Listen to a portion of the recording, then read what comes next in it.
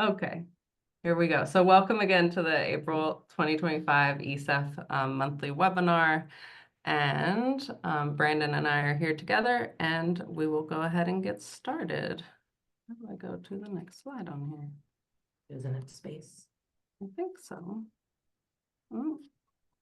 I don't know how to do it without another screen available. Sorry, technical difficulties of not having screens set up because we're on our laptops. Now you're actually in the. Now I can hit these. Yeah. Okay, perfect. All right. So I will go over the agenda today. So the first 5 minutes, we're right on track. It's just for welcome. And then we're going to do a short icebreaker together.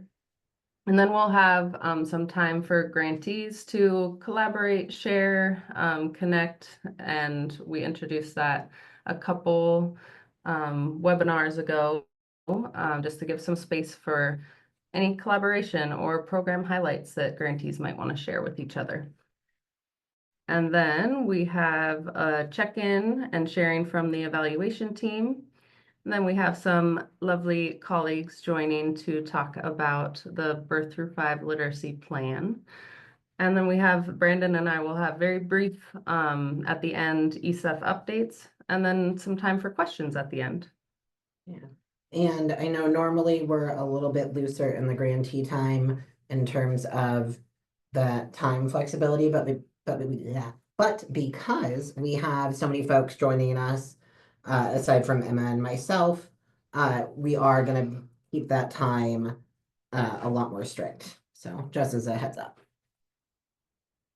Thank you. All right. Oh, Brandon, would you on this screen be able to put the sign-in sheet in the chat? So as usual, we have a sign-in sheet. So if you're attending for your agency, please click on the link that we're putting on the chat, and put in your information so that we know that you joined. Or are you trying to copy it? Yeah. Okay, we might have to put it in at the end, so I'm sorry. The difficulty of not having our other screens. So don't worry about signing in at this moment. We will put it in likely when others are presenting. Yeah. So yeah. Okay.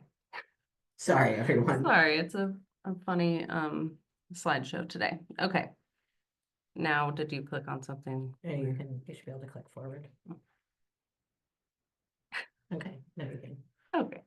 All right. So that brings us to our icebreaker.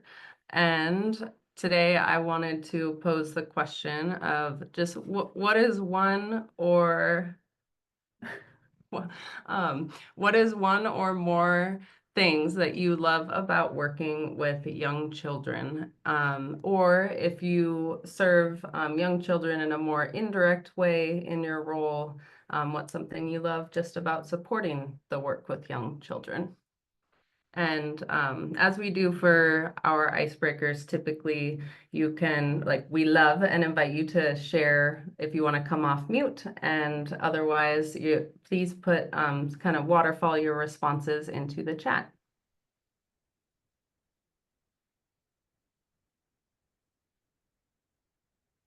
And I'm hoping everyone can hear well.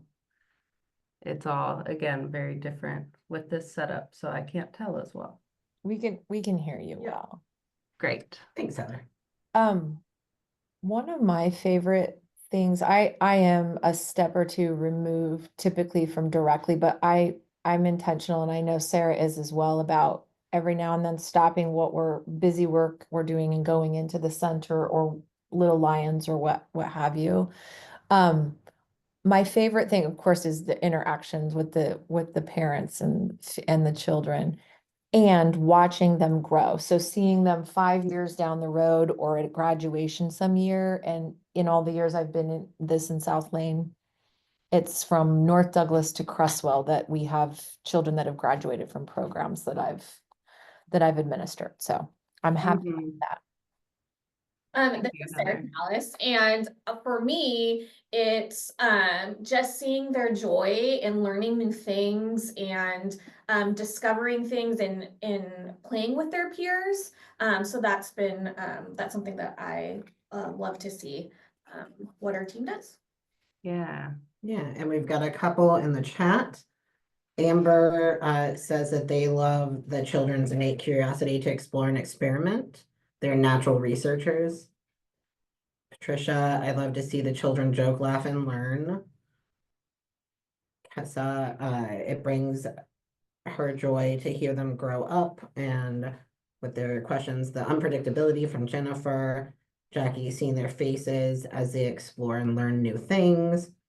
Nothing more joyful than a tiny person from Lorelei. I love getting to see how children experience the world and their unique perspectives. Justine loves being able to help the children feel seen and valued. Marlo, I love the children's imagination and demonstration. And May, hearing from staff how the child is growing and making progress. And Harmony, I love how unpredictable and curious children's mind can be. And Norma, being a part of the team, is helping the children. I love these answers. Yeah, thanks for reading some of those. And sorry, we don't, Brandon didn't read all of them just because there's so many in the chat, but you all have access to the chat too. So hopefully you're taking a moment to read what your fellow grantees are writing. Yeah, just also because time. Yeah. Does anyone else, just really quickly, a last person want to share anything verbally? I was typing mine, but I think one of the things that I don't get to work directly with children anymore, and I miss it very much. I miss just how loving it, like with time they become and they and stuff. But it was really special to see children. We work with Spanish speaking Latino children, and it was very special to see when something clicked and they realized, oh, the teachers here look like me or like my mom. And occasionally we'd have a book about maybe a country, let's say it's about El Salvador, and the kids would be like, "Oh, wait, my mom's from there, or my grandma's from there," or just that Yeah. connection of like the stuff I'm seeing in my classroom, or the snacks my teachers are bringing, or the books I can relate to. And when they like watching them realize that was always really cool because it shows the impact that it does have to have teachers, books, and activities Yeah. that represent the identity of those students. I love that you shared that piece, and I think that is a big reason why all of you are here, right? To provide that kind of environment for children to be able to see themselves in what's being what's surrounding them in their early learning environment, in the adults that they're working with, and just get excited about like recognizing themselves in a book or story or so yeah, so incredibly important, and I appreciate you highlighting that piece. All right, so thank you all so much, and if you haven't answered, you can still answer in the chat, and we are going to move on to the next little part, which is the grantee time. And I believe on the agenda, I had it scheduled for 10 minutes. I Yeah. think this time. I can't remember because we can't easily look back at the agenda at the moment, but we're gonna try to keep it. 11:20. Okay. So, I'm not gonna do much talking. I'll just remind real quickly that it's informal time for, I just am gonna kind of sit back and invite anyone to share, like if you've had a recent program highlight you want to share, if you have a question or wondering you might want to ask of other grantees, or share outreach if you have something upcoming that you're excited about and want to invite or let others know. Now is a good time to jump in and do that. Yeah, and I do have an alarm set just for everyone for 11:22. So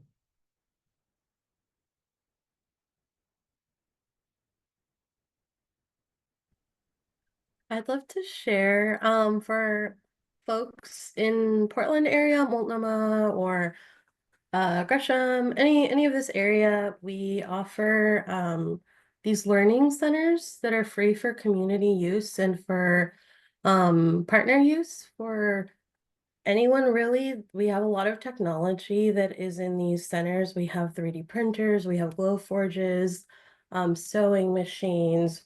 In some of our centers, we have podcast making things, so folks can come in and record podcasts. It really is just the spaces that are open to community. One of them is in the Coley neighborhood, one is in North Portland, another one is in the J District, and I'll have flyers to share with folks in the chat as soon as I get myself situated. But if folks are interested in accessing anything for parent groups or maybe for after school programming, we have coordinators at each site who would love to make something happen. Everything is free and the materials are there. I know folks have made like little 3D pots. I took a class and I made a little like a zipper pouch, and they taught me how to sew zippers into a pouch, and they have community mending classes, all sorts of really rad things that are being offered for free for anybody to come and use.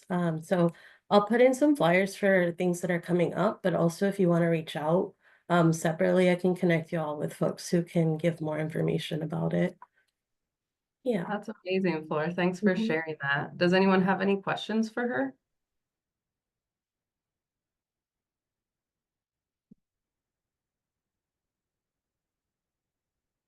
All right, and it sounds, oh, Heather. No, not a question, just Okay, just both sharing. Yeah. Sarah and I were like, wow, that podcast sounds cool. So what great Mhm. innovative ideas. Just compliments. Yeah. Yeah, and it sounds like Flora, you'll be putting something in the chat, right, to share. Okay. Yeah, that's really exciting and unique, a unique offering that you're connected with. So thank you.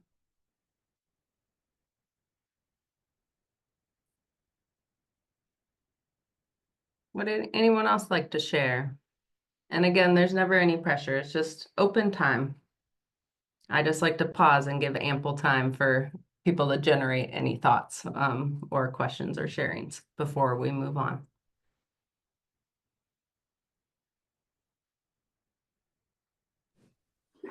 Hello, everyone. Harmony Buenos Howard, Early Learning you Supervisor can at Self Enhancement. Oh, hablar en español, si alguien me puede traducir, por Uh-oh. favor. Oh, sí, sí, Nancy. Sí. Creo que no sé si estás usando el canal de español, Sí, ¿sí? Ok, el canal español.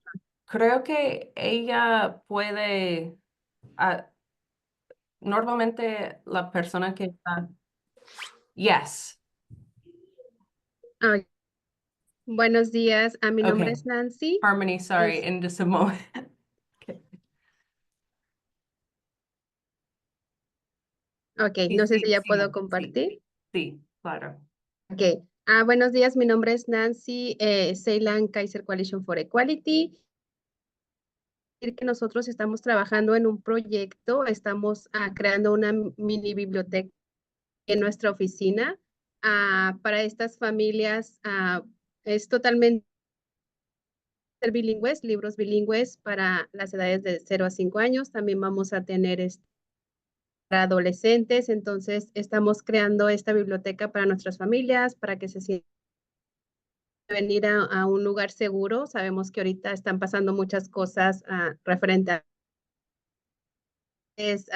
estamos creando este espacio seguro para esas familias. Un tiempo aquí, que se lleven libros a casa, que estén en un lugar seguro para su. También estamos trabajando en crear algunas mochilas, juguetes y libros educativos. Entonces también va a estar abierta a nuestra aquí en el área de Ceylan. Por si gustan información, pensamos que como abierta esta biblioteca aquí en nuestra oficina, entonces si alguien está y les gustaría más información, por favor, voy a poner mi nombre, familias en el área de Ceylan que quieran venir a buscar libros, que se sientan más seguras de estar Sí, sabemos que está la Biblioteca Grande Pública aquí en Ceylan, pero también la comunidad está con un poquito de miedo en salir, entonces estamos creando esto para ellos también. Gracias. Wonderful. Thank you so much for sharing, Nancy. And thank you, Adriana, for interpreting. Okay, perfect. Thank you. All right. Thank you so much. And if any of you have questions for Nancy, you could put them in the chat. I know Harmony was wanting to share as well. And so I know we just have a couple minutes left for today, just because we're on a tighter schedule today than usual. So Harmony, I saw you hopped off and hopped back on. So if you're connected and here, feel free to come off mute and jump on in. Hello, hello. Technical Hi. difficulties for a second. But yes, Harmony Howard, Early Learning Supervisor at Self Enhancement Inc.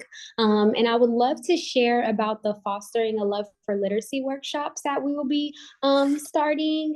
We had our first one March 27th, and we're booked out all the way until June. These are reoccurring workshops to really invite our families in, and then community members with children 0 to 6. To come do some hands-on activities with us. We do have a partnership with a Black children's book author as well, Valerie Pierce. I don't know if any of you are familiar with her, but her books are absolutely amazing, very culturally specific. We had her do a book signing at our last event that we facilitated with our families, and to see the children's faces as she signed the books and put a little cute message, like they literally went up to the table, grabbed their book and had her sign.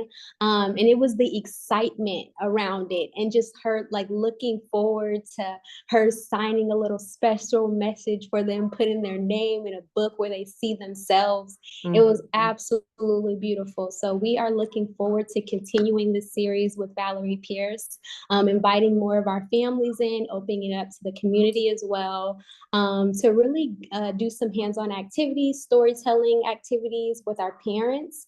So we divide the parents and the littles for about an hour, and we do some storytelling development, pour some skills into them on how to facilitate the storytelling circle and sit down with their littles and really get hands-on, very literacy focused with their littles at home, so they can confidently feel good facilitating it as well. And it's just nice for them to kind of get outside their element for a second and get in the minds of a child and really like be able to sit down and get their child to pull from the book and really have their attention that whole time. So we do some activities with them, and then we introduce these activities that they'll be going home with to the kiddos, so that way they have that exposure, right? They see these activities in our spaces, they sit down with these activities, and then with the parents facilitate them at the home, they're able to see a sense of familiarity, a sense of excitement around these activities, all in alignment with the themes in the book. So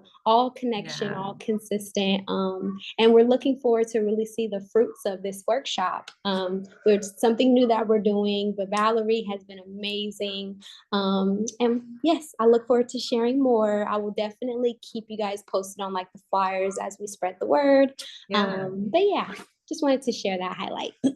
Awesome. Thank you, Harmony. That sounds like such a great like activity overall. Yeah. And that connection, because getting kids excited about books is easy. Keeping them engaged on that book is something that like truly can be that like latchkey from that author. That's rad. Yes. Thank you. And I realize that like our video and audio is on different computers. So when we talk, it's highlighting my name and not our faces. So I apologize for that, but hopefully you can scroll and see our faces. It's just a funny webinar today in terms of those little details, but that's okay. So that brings us, thank you so much for those that shared, and I'm sorry to rush us along. I'm sure there was more sharing that could have happened today. But I want to move us along on our agenda so we have time for everything. So that brings us to the evaluation team, Lorelai and Alexis. Hi, everyone. I'm going to be starting us off for the evaluation team. And I was wondering if I could actually share my screen. Yeah, of Emma, that'd course. be great. Yep, I will. Okay. There we go. I need to make you, I believe I need to make you a co-host really quickly. Oh, I think I was able to Oh, okay. Oh, great. do that. Yeah. I just put in chat the slides in Spanish if anyone would like to follow along there. Okay. So hi everyone, I'm going to be talking about these evaluation updates focused on data submission. And then Lorelai is going to be sharing another survey opportunity for early childhood educators. So real quick, we're getting very close nearing the submission date of April 15th, when we hope to get data back from the organizations. I've been meeting with you all a few times throughout the year, and we've kind of been planning up for this point. So thank you to everyone that has already submitted completed tools. Really appreciate that. And I want to just remind you all again that there's multiple ways to submit it. Scanning and emailing it by attachments, uploading to Google Drive, photos, whatever is easiest for you to get that to me. We can definitely make that work. So please do reach out ASAP if you have any worries about submission or any questions. I do just want to note one quick thing about when forms are scanned. If you can, please just make sure to be careful with the scanning so that there's no issues of like accidentally duplicating forms. It might be helpful to scan one tool in one big file and then scan the other one in one big file and separate them out in that way. Just so that there's no issues when data gets over. Yeah.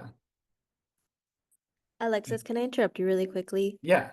Could we have access to the presentation in Spanish? Yeah, just a second. Sorry.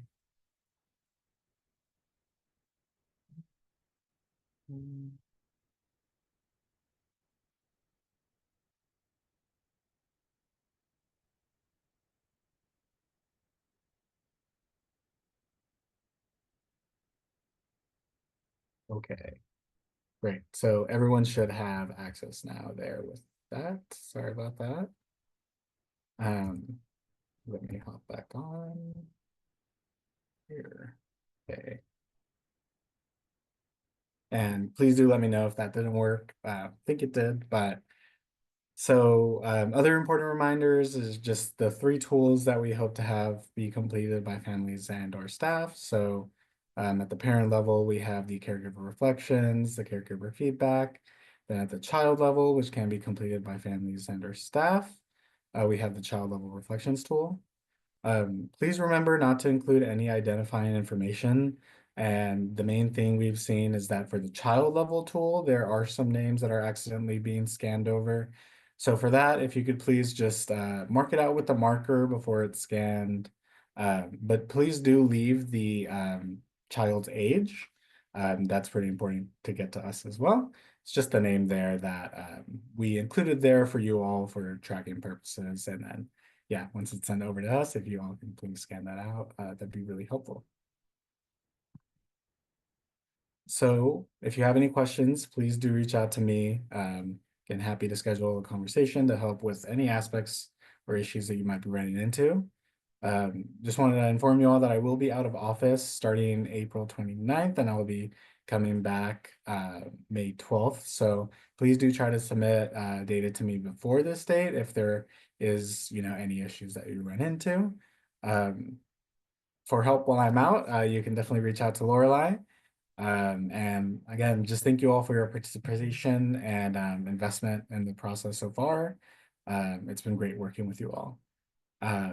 So now I'm going to pass it over to Lorelai, who will talk about another opportunity that's come down the pike. Thank you all. Thanks, Alexis. And I just thought maybe we would pause. I know we don't have a lot of time today, but just to see if there are any like burning questions that are coming up for folks, since I know you're all like right in the middle of doing this data collection and you have us both here. Lorelai, I directly messaged Alexis, but just a question our team had just before I came into this meeting was if verbal consent is fine, because they're conducting a few over the phone, especially in Spanish. And so as long as they log a verbal consent, that's okay? You know, the consent is really all up to you because we're not collecting the data directly from families. We're not engaging in a consent process and we're not required to. We recommended to you all that you get consent for your own organization or tribe. So I would say if you all are comfortable with it, it certainly works for us. Perfect. Thank you. You betcha.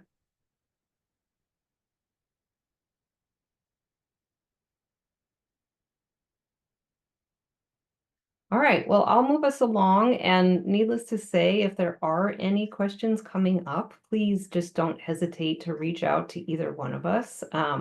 Sooner rather than later is always helpful so that if there are some glitches, we can help you problem solve. So I titled this slide "When It Rains, It Pours." Alexis and I we had to laugh a little bit when we were thinking about bringing this opportunity in front of you all, knowing that you are all working so hard right now on data collection. Ordinarily, the last thing in the world we'd want to do is say, hey, here's another survey you might want to think about participating in.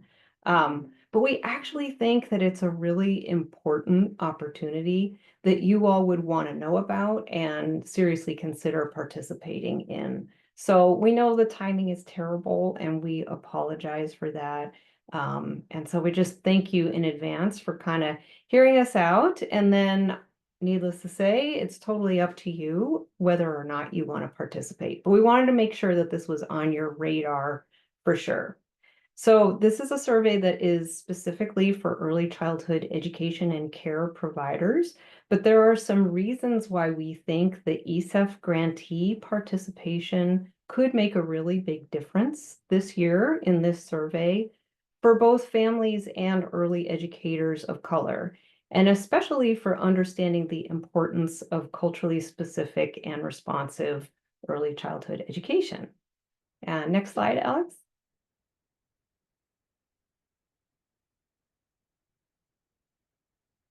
Okay, so why should you consider participating?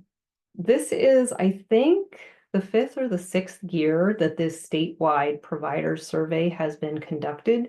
It's actually the first time that Alexis and I have been involved in it, but we understand from the folks who have been doing it in past years that historically there's been lower participation in the survey by early educators of color. So that raised a red flag for us right away, recognizing that there really are important voices that aren't being heard. So that's one of the reasons why we thought we really wanted to bring it in front of you all. Also, new this year, there is a specific focus in the survey on suspension and expulsion.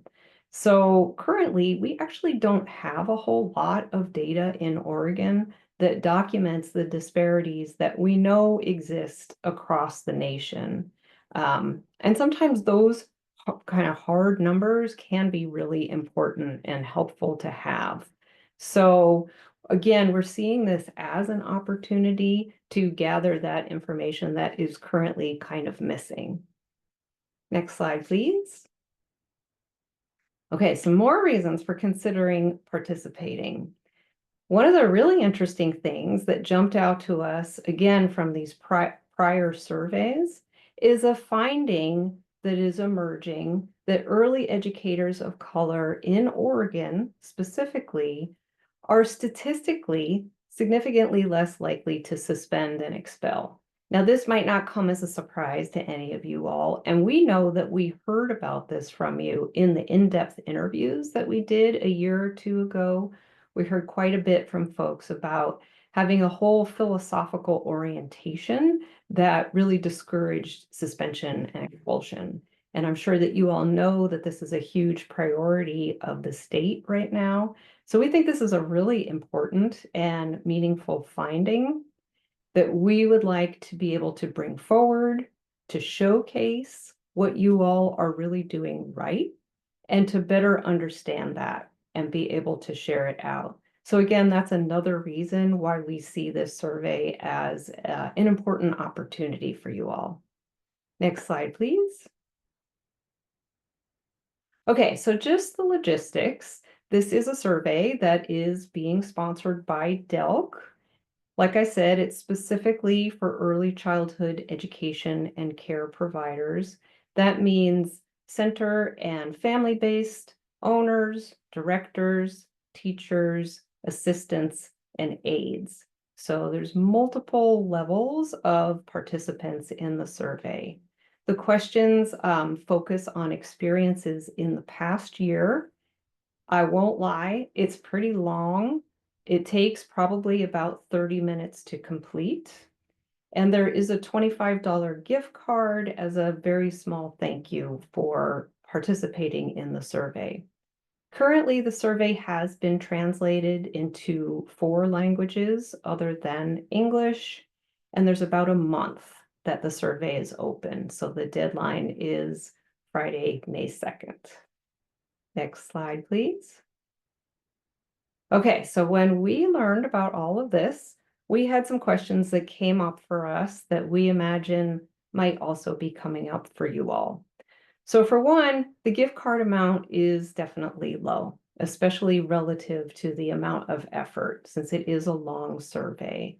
So we wanted to apologize for that. Up front, it's much lower than we would like. And we wanted everyone to understand that this is not sort of a philosophical choice. It's unfortunately all about budget. So there are about 4,000 participants who are expected. When you do the math, that adds up to almost half of the entire budget for the survey.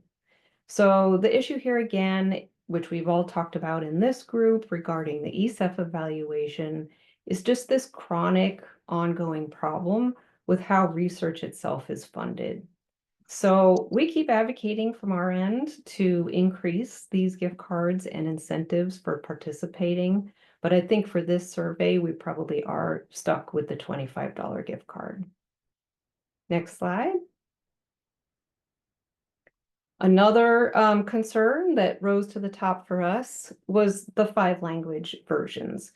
We know from working with you all that ECEF is serving families that speak many, many more than 5 languages. So that's one of the very first things we talked about with our partners. The good news is there's definitely budget and interest in developing additional language versions. So if there are other language versions that you think would be helpful, please do let us know. And if you're interested in partnering on translation, please let us know that also, because there might be budget to support that too. We know that in translating the ECEF data collection tools, we partnered with some of you around developing those really high quality translations, which has been absolutely essential to our process. Our partners are also exploring the option of working with interpreters, and this could come particularly in handy for situations where literacy might be a barrier. So there's a lot of intention here to try to make this as accessible as possible. Next slide. The other question that we immediately had, and we felt sure you would have as well, was what about family perspectives? So provider and early educator perspectives are really important. And then equally important, right, are family perspectives, both on their experiences in early childhood care and education, and specifically around suspension and expulsion. So the good news there is, yes, absolutely, that is also in the works. There's going to be another survey, much shorter than this one, asking about experiences with early education and childcare, and quite likely specifically focusing on families who have experience suspension, and expulsion, to really try to document those experiences and start to better understand them. So this is a separate survey with a separate budget and separate funding. And again, the good news there is that there are resources to support partnering with community-based organizations and tribes around finding those families and recruiting families who might be interested in participating. The gift card amount should also be much higher. So all of this is still under development. That's all we really know at this point. But we should have more information for you coming soon. So please stay tuned there. We just wanted to be sure to plant that seed. And next slide. Okay, so the ask for today is simply to consider completing the survey yourself, making sure that your voice is heard in this statewide data collection, sharing it out within your organization or tribe for other folks who might be interested in participating, again, to really get that robust level of participation that we're hoping for. And then sharing out with your early childhood networks, if that feels right and makes sense to you all. Next slide. So this slide was just to show you the example of the flyer that has been developed. This is obviously the English language version. There are 4 other language versions, and we'll be emailing all of these out to all of you following the webinar today. So you can likewise distribute them if that feels right for you. There's a QR code. There's also a link that folks can click on, and it has sort of the basic information here that people need to know about the survey. Next slide. So that's about it. That's all we've got. Trying to be quick today since we know it's a jam-packed agenda, but would also love to hold, if we have time, just a minute or two for any questions or comments or suggestions. Thank you.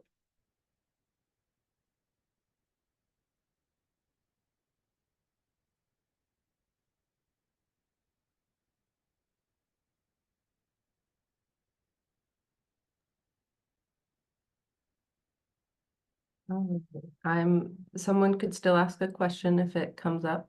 I'm going to take control back of sharing my screen. Thank you, Lorelai and Alexis, for what you shared today. And it sounds like based on what someone put in the chat and based on check-ins I've had with grantees, that there has been a lot of success with the survey so far. So I'm happy to hear that. And I know that Lorelai and Alexis are happy to help in whatever ways they can. So don't hesitate to reach out to them. All right. So with that, I'm going to pass it on over to my colleagues or our colleagues to do some sharing about the Birth Through 5 literacy plan. And I just want to let you know that we are a little behind schedule, but please I don't want you to rush your presentation. So if grantees need to hop off right at noon, that's okay. We have the wiggle room of 12 as the soft ending, and 12:15 is how long we stay for questions. So if we run into that time period a bit, that's okay. And we're recording, so if you have to hop off earlier, you can go back and listen to the end of this sharing and what the brief information Brandon and I are gonna share at the end. So, all right, and I can just let me know when to switch slides and you can take it away and introduce yourselves. Thank you, Emma. Good morning, everyone. Thank you for inviting us to be here today. I am Luciana Ribeiro, and I use pronoun she and hers. I'm the Early Literacy Program Analyst with DELC, and I'm here with some of my team members, and they will introduce themselves as we go through this presentation.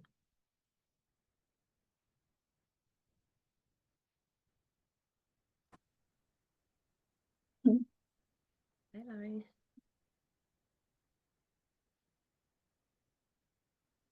Want me to go, Luciana? Yes, please. Okay, sorry. My computer glitched a minute. Good morning, I'm Lauren Sigmund.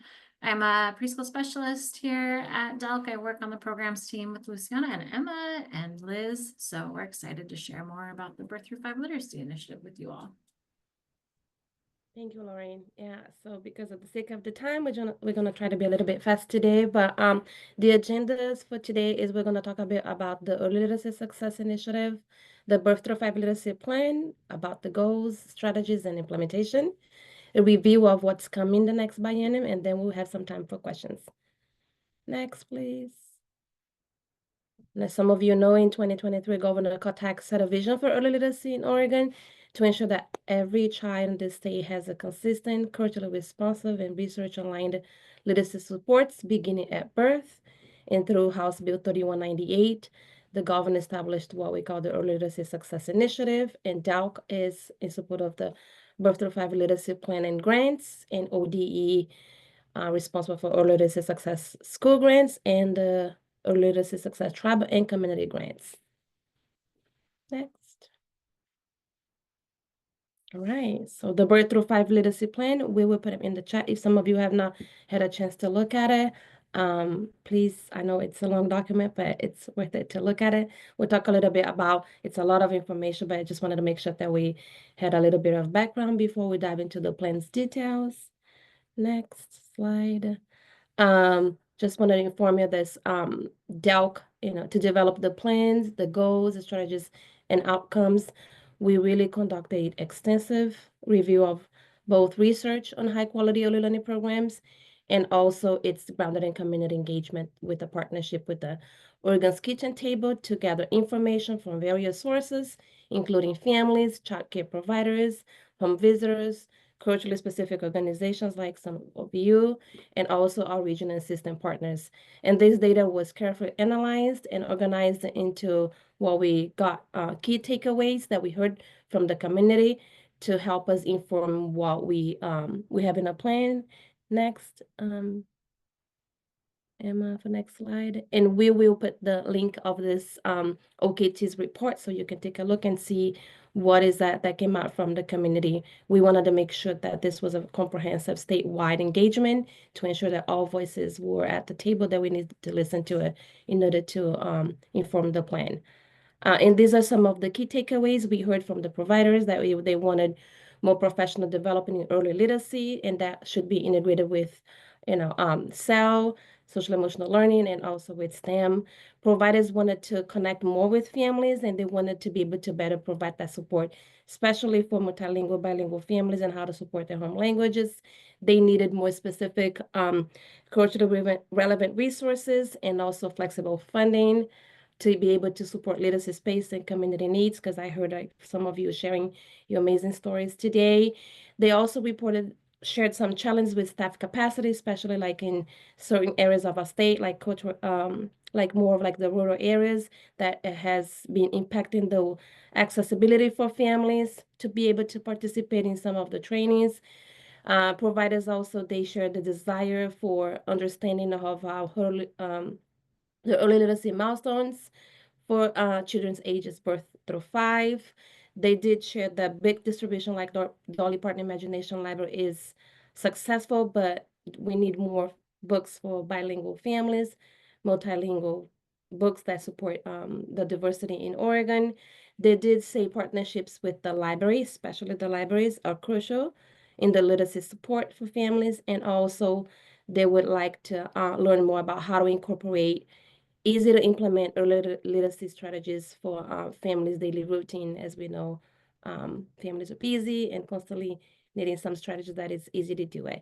Overall, we had over 400 individuals participating in this engagement. And the next slide, please, Emma. And again, like we mentioned, so the Birth Through 5 Literacy Plan has 3 goals that was informed by the community input that I just shared, and it also serves as the plan's components, and it comes directly from the House Bill 3198, which is Goal 1 to expand culturally specific early literacy programs. We heard from the early childhood professionals and also providers during the community engagement sessions that there was a need for the resources I just mentioned, professional development, age-appropriate materials, and how to incorporate literacy instruction across all of the learning domains.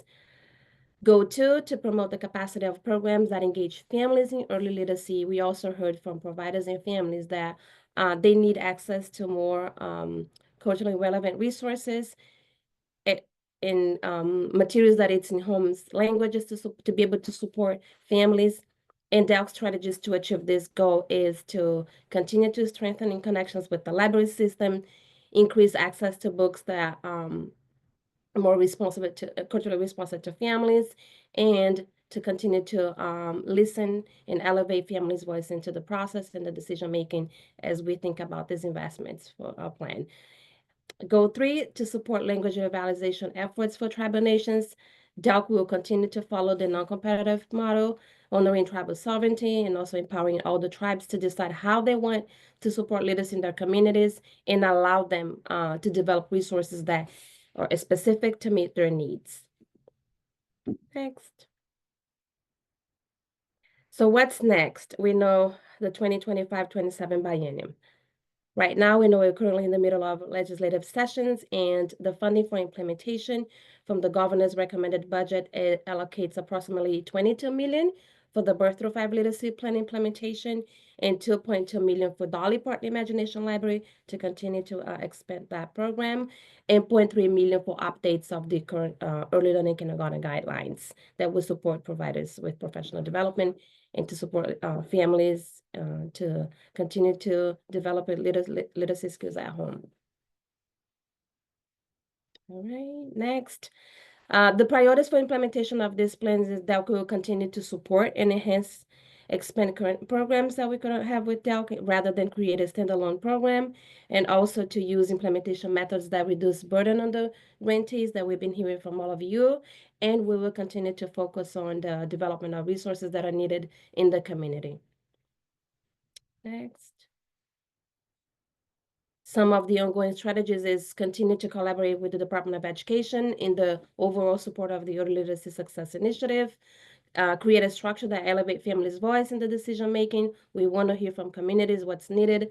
That's why we had a very comprehensive community engagement with this across the state, and we will continue to evaluate from the reports of the funds that have been dispersed to grantees.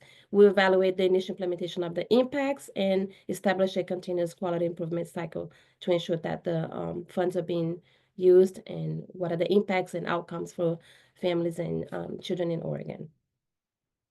Next. Now I'm going to pass it on to Liz, and she'll talk a little bit about all of the key funding areas. Hi there, my name is Liz Hauken. I'm the Early Literacy Policy Analyst here at DELC, working closely with Luciana and Lauren. And I'll just highlight on this slide, this is just a little bit more detail focused on what our team is looking at in terms of specifics of implementing the Birth to 5 Literacy Plan and the funding that's in the governor's recommended budget. So these areas include a focus on centering tribal sovereignty, so continue to expand programs that support tribal language revitalization. Luciana highlighted our plan to connect more closely with the state library system. So that would be to support their Ready to Read grant program. And also our implementation is focused on some of those workforce supports that Luciana already highlighted. So that would be updating the early learning kindergarten guidelines to include a focus on children age 0 to 3 and provide a resource to families and educators, to be able to support them in the work they're doing with children. And then also a focus on literacy-focused training and a pathway for professional development in early literacy. And then finally, we're also focused on supporting existing program services. We're looking at partnering with the Reach Out and Read program. There'll be continued support for the Dolly Parton Imagination Library. And then here at DELC, we're hoping to enhance our home visiting programs with additional funds focused on literacy. So that would include the Oregon Prenatal to Kindergarten Program, Relief Nurseries, and Healthy Families Oregon. And then continue to support culturally specific programming through the Equity Fund, and also connect with our early learning hubs and our Oregon Parenting Education hubs with a focus on parent education related to early literacy.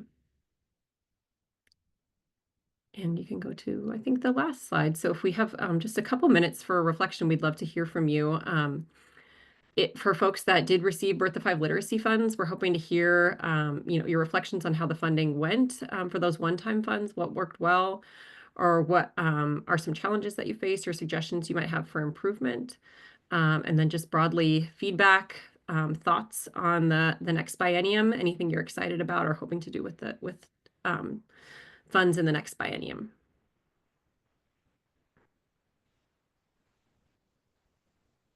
Just come off mute. That'd be great. Thank you. Hi, thank you all for this. This is really helpful. We are one of the sites. I know there are probably many of us on here. Excited to hear all of this. I think for our site, and actually we're just pivoting, our team is pivoting to looking at our own outline and framework for the continuation beyond the grant this year. So that is what I would say. More expansion. I know with the window that we had this year, we had to kind of scale back a couple of our original plans because we just couldn't get there with the runway. We knew that, but that is for our site, the immediate look is connecting more of our 0 to 3, which is where we've focused, then up into our pre to 3, third grade.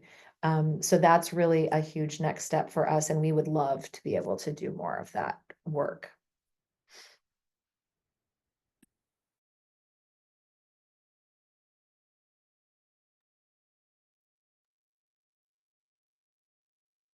Thank you. I see some thoughts in the chat as well. That's appreciated. We'll take note of those. Yeah, I was about to say, Liz, there's some in the chat if you need me to read it out for you if you're doing the present thing.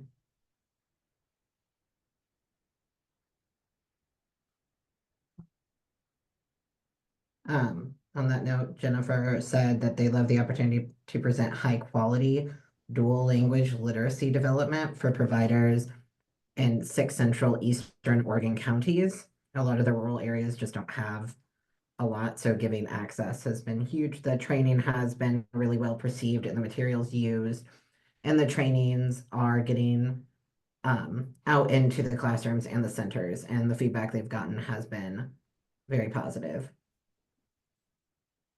Great. And Zakia is saying that they are looking forward to their trainings that are coming up that they're providing.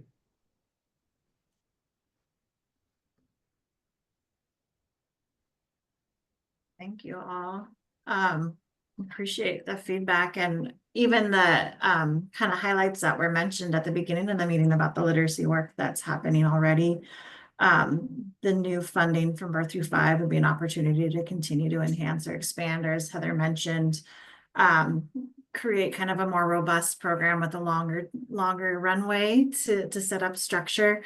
The funds came in late for us last year and then late to you all that applied. So we're excited to have a full biennium to be able to allocate the funds this year. And as Luciana mentioned, our intent is to have non-competitive process. So if you're a current program offering the equity fund, you'd have an opportunity to engage in receiving the Birth Through 5 funding, and we'll be reaching out in the late spring, possibly early summer, just depending on when our budget gets approved, to gather information from you all and learn more about what you hope to do with additional funding and if you'd like to participate. So we'll work with Emma and Brandon closely on setting that up again to ensure we're reducing any barriers or additional work on your end, and really just want to make these funds as accessible and supportive to the work that you're doing in supporting literacy.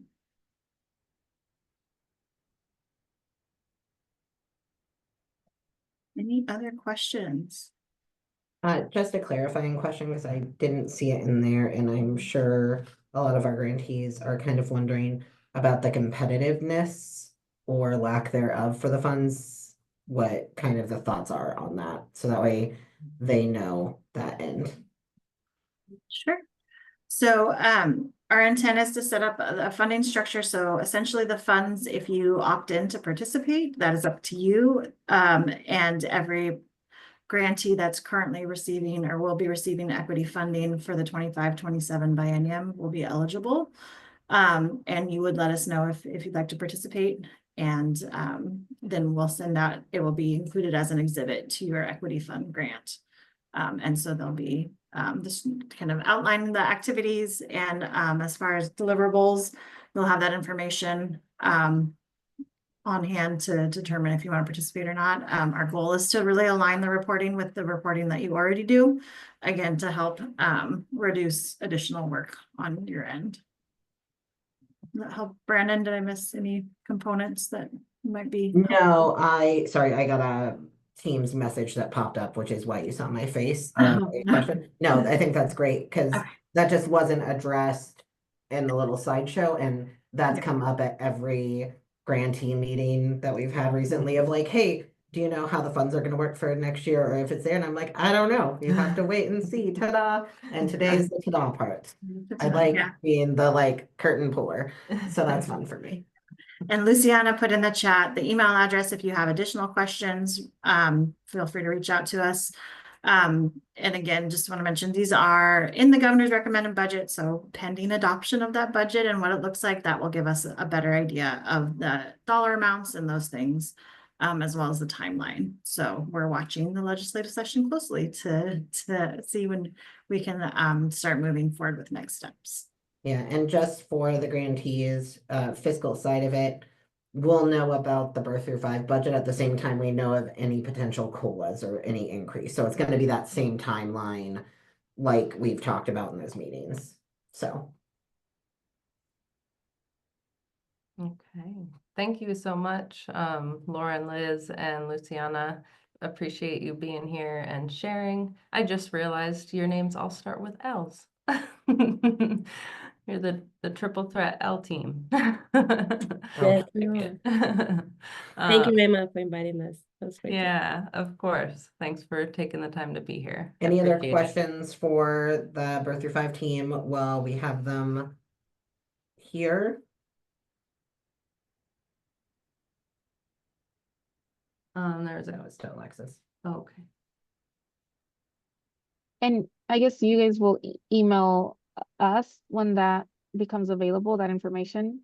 Yeah, Emma and I will keep you guys informed when we have that, because it'll be a process, just not as complicated as a full RFA. Got it. Thank you. Yeah. Thank you all for the opportunity. Thank you. Have a good afternoon. Thank you. Yeah. All And now our right. very short ECEF update. Oh, There we go. perfect. All right, so yeah, I recognize we are at 12:02. So again, if you need to hop, that's okay. And you can just watch the last like 2 minutes of the recording, or look at the slides. So I just wanted to mention to make sure that all of you received the email I sent with the link to the continuation grant survey. In previous years, it has been sent out as a Word document, and this year it was translated to and built into a Smartsheet form. That allows for easier synthesizing of the information on our end, and then it's stored in a very secure system. And that's how it's kind of in alignment with how other programs go about circulating their continuation grant survey. So I just wanted to flag that in case, because we know there can be issues sometimes with emails, like getting blocked if they have attachments, or sometimes I get returned to sender, like not deliverable messages. So I just like to cover the information at the webinars as well. So please email me if you, for whatever reason, did not receive the email that was sent with that information and the link, because we want to make sure everyone got it. And if you search continuation grant survey, it should be it's part of the subject line. So it should come up easily in your email. And again, reach out if you did not receive it. All grantees will have 30 calendar days to complete and submit it. So the due date, which is written on the form and I believe in the email content that I sent, it's due by Monday, April 28th. And yeah, we do not have time to go over it in depth, but it is very similar to the questions that you've been asked on previous continuation grant surveys. And there's even one part that has been taken out. So it might look different because there's logic built into the form. So when you answer one question, more questions will pop up. But it doesn't mean they're additional ones that we added just for fun. They're ones that have already been there in the past with key information that we need to collect. So, yeah. And just before I jump down to the fiscal bit, just a reminder, the budget and the survey itself is for 1 year only because of the rule bits that are happening. So that budget is for just half of your projected budget, which is the same as this biennium. And now jumping to the fiscal housekeeping, I just want to remind folks, we are coming to the close of this biennium. So June 30th is the last day for any purchases or like replacement items that you guys have needed for this year. So that doesn't mean I want to outfit a whole new classroom, I'm going to purchase with this year's funds, but say you have a table that got, preschoolers preschooled and they ruined your table. So that means like replacing that table kind of purchase. And then your final expenditures are due by August 15th. So anything that have been purchased up through the 30th of June, then, because ideally you'll have funding already in place for July 1st. That is kind of our aim. And that is all I have. Yeah, Heather. So I was just looking at this yesterday, Brandon, and I just want to make sure I understood you correctly because I heard you say before. So I just need to take our biennial 23 to 25 budget, split it in half, and go Yeah. with that half number. And that's the budget that I put in. Correct, because we're only looking at the first year because of the rule changes. We're just looking specifically at that, just to make sure that we're in alignment with the current, so that way moving forward, everything will be in alignment with the new rules. So that's why we're only That made looking. total sense. I just, when I looked at it, I wanted to be sure I did it right. Yeah, and it's a little bit funky dunky, just because of that. But also as a reminder, and I'll probably send out an email just for that. We've had some folks that thought because we had 3 programs that they had to kind of split the budget between the 3, even if they're just doing one section. It doesn't change your funding. We just want to make sure that you're operating under the one that makes the most sense, because of course, your kindergarten transition is going to have some form of parent interaction or education, like in the parenting side. That's exactly it, Sakia. It's at the current budget because at this time, the projected governor's budget gave us no increase. So that's what we're operating on, is that assumption that there's 0 increase. Yeah, and also just to clarify, the budget that you're submitting for the continuation grant survey isn't like your final budget. You'll have to, after we get verification of what the funding will be for sure. Then like we do at the beginning of other grant cycles, we'll get a finalized budget. So you may have the finalized by then. Oh, we wouldn't. No. Okay. So, but what Emma is saying is that's not your official one that you'll submit Yeah. after the grant is executed. Yes. Yeah, absolutely. And I'll send out kind of an email blurb about that because I tried to be clear in the instructions, but I know it's a little bit confusing just because we're diverting slightly. It's still going to be a 2-year agreement. It's still going to be that fund. We're just asking for only 1 year of budget forecast. Think of it more of a Mhm. forecast. That's probably a great word for brains. So, Yeah, the other piece that's 1 year specifically is in the projected or goal numbers for children and parents served in the different program components or models that you're doing. That's also just for 1 year. Like, so in, you know, if you do have a separate program for all if you have a separate kindergarten transition program and a parent-child interaction program and a parenting education program, then for each of those, you would be just putting the projected numbers or goal numbers for 1 year. And that also just makes it easier. I feel like it's strange to project like a 2 year number of how many you hope to serve. I think like projecting budget and number of targeted number of participants or projected number of participants for a 1 year cycle is just much cleaner as well. It's an easier thing to kind of wrap your head around and to base our information off of. So hopefully that part makes sense. yeah. Any other questions, fiscal or otherwise, from any of y'all?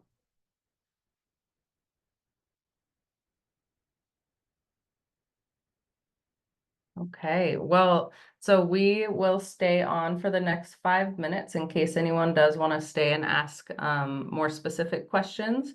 But with that, thank you so much for attending today. I'm glad we had our guest presenters able to join us, and Lorelai and Alexis to talk about the evaluation and the other survey that opportunity that has come up that they would love your participation in.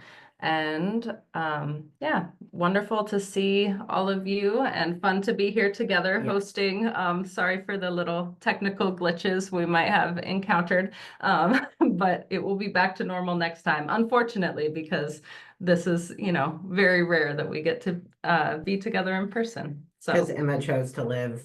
in a I different know, state. I live very far away, so it is my fault. Okay, so thank you so much, everyone. You can stop recording, Yeah, I was gonna say Brandon. all. Maybe. Do I remember whether? Oh, yeah, there we go. I know how to not